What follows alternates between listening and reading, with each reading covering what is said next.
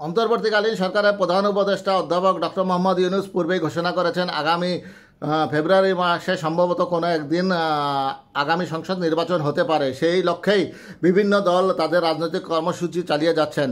আজ জামায়াতে ইসলামী বাংলাদেশের এক নেতা বলেছেন, সবার জন্য লেভেল প্লেয়িং ফিল্ড এখনও নিশ্চিত হয়নি।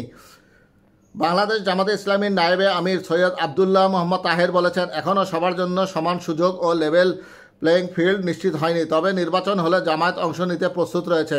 সোমবার 28শে জুলাই রাজধানীর ফরেন সার্ভিস একাডেমিতে জাতীয় ঐকমত্য কমিশনের দ্বিতীয় ধাপের 20তম দিনের আলোচনার বিরতিতে সাংবাদিকদের প্রশ্নের জবাবে তিনি এসব কথা বলেন। তিনি বলেন, যদি নির্বাচন হয় তাহলে জামায়াতের ইশতেহারে দুর্নীতিমুক্ত বাংলাদেশ গঠনই হবে প্রধান এজেন্ডা। একটি নিরপেক্ষ, অবাধ ও গ্রহণযোগ্য নির্বাচনের মাধ্যমে জনগণ যে রায় দিবে জামায়াত ইসলামী তা মেনে নেবে। সরকারি কর্ম কমিশন প্রসঙ্গে জামায়াতের এই নেতা বলেন, পূর্বে পিএসসিতে রাজনৈতিক দলগুলো নিজেদের মতো করে লোক বসিয়েছে। আমরা চাই একটি স্বচ্ছ, মেধাভিত্তিক, নিরপেক্ষ পিএসসি, যাতে প্রশাসনে আর কোনো স্বৈরাচারী প্রেতাত্মা শাসন করতে না পারে সেদিকে লক্ষ্য রাখবে। তিনি অভিযোগ করেন, রাজনৈতিক পরিচয়ের কারণে বহু মেধাবী তরুণ চাকরি থেকে বঞ্চিত হয়েছেন বা চাকরি হারিয়েছেন। এতে সবচেয়ে বেশি ক্ষতিগ্রস্ত হয়েছে রাষ্ট্র। প্রশাসনে মেধার মূল্যায়নের উপর গুরুত্ব দিয়ে তাহের বলেন, বর্তমান পদ্ধতিতে নিয়োগ অনেক সময় হয় ড্রয়ারের একটি স্লিপ থেকে। আমরা চাই সংবিধানে সুরক্ষিত স্বাধীন পিএসসি, যেখানে মন্ত্রী, প্রধানমন্ত্রী বা কোনো দলের হস্তক্ষেপ থাকবে না।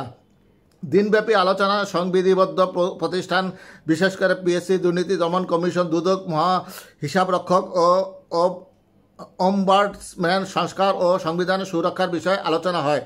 এ প্রসঙ্গে তাহের বলেন, অধিকাংশ দল এসব প্রতিষ্ঠানের সাংবিধানিক সুরক্ষার পক্ষে, তবে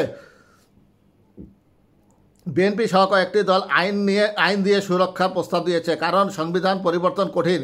আমাদের মত হলো, সংবিধানে রাখতে হবে যাতে স্থায়িত্ব থাকে এবং দলীয় স্বার্থে পরিবর্তনের সুযোগ না থাকে।